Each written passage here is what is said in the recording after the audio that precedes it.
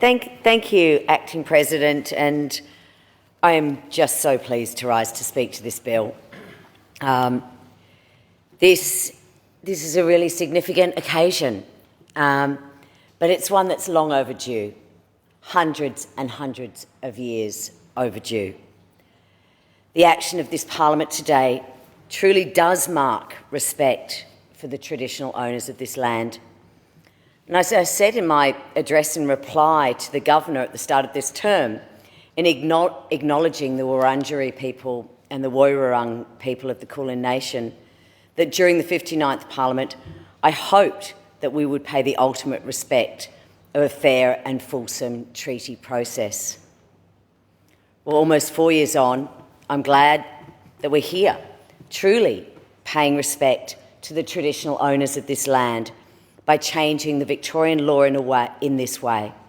And I pay my respects to the elders that have given so much to get us to this point, and to those present here today, and those emerging, and that those will follow.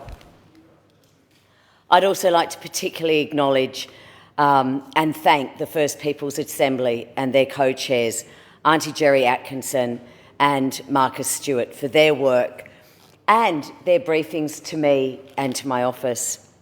Such an important precursor to this bill, the First Peoples Assembly was. And this, as many others have said, is as important a bill as we have ever seen before this Parliament. This is not just about words, it's about action. Action in partnership with the Victorian Aboriginal community.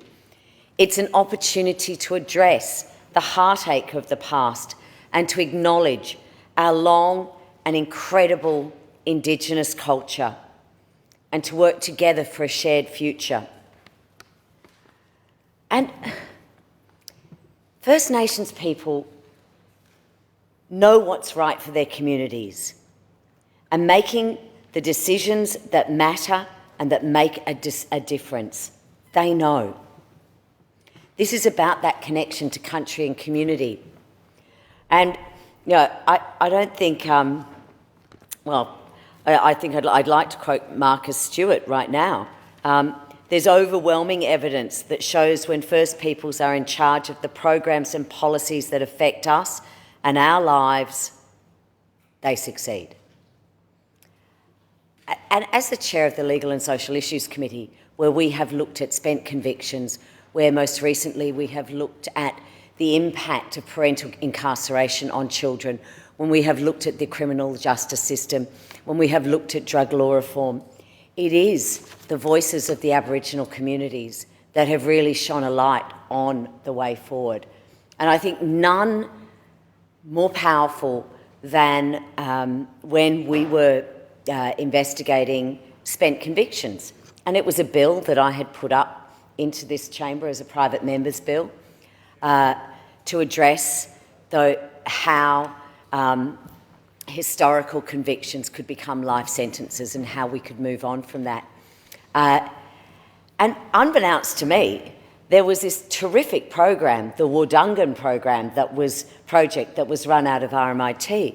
And this was a program that was run with Indigenous communities around our state. And I had an idea of what spent convictions should look like. You know, I'd put a private member's bill up to say just that. But after hearing from the Wurundjeri project, but after listening to our First Nations people who are exponentially affected by our criminal justice system, by our we call it out-of-home care, but I'm not sure there's much care in it, but by our systems, by our justice systems, I completely changed my mind on what spent convictions would look like. And the report reflected that. And I'm pleased to say that the government's response to that report and the subsequent bill that came before this chamber that was successful reflected the work of the Wurundjeri project. There was First Nations people showing us the way, and this is what this is what treaty will go on to do. This bill will allow the Treaty Authority to be established as a truly independent umpire, and this is what Aboriginal communities are saying needs to happen. The creation of the Treaty Authority is a key part of the architecture that will enable treaty making between First Peoples and the state by acting as an independent umpire for treaty negotiations. The bill will enable the Treaty Authority to operate as a legal entity by conferring on it legal powers and capacities. I actually get a little bit of a shiver when we're saying these words of what this means, and the hundreds of years late that we are in coming to the table for this to happen. Ultimately, this will enable traditional owners and First Peoples of Victoria to negotiate future treaties and with the Victorian government, with the Victorian people, on a wide range of matters. Now, many of us have visited New Zealand, probably less so over the last few years, but I've certainly been fortunate in the last couple of years to travel to New Zealand. And I've always just been struck by the relationship between the Maori community and the New Zealand government, and how different it is to here in Australia and in Victoria.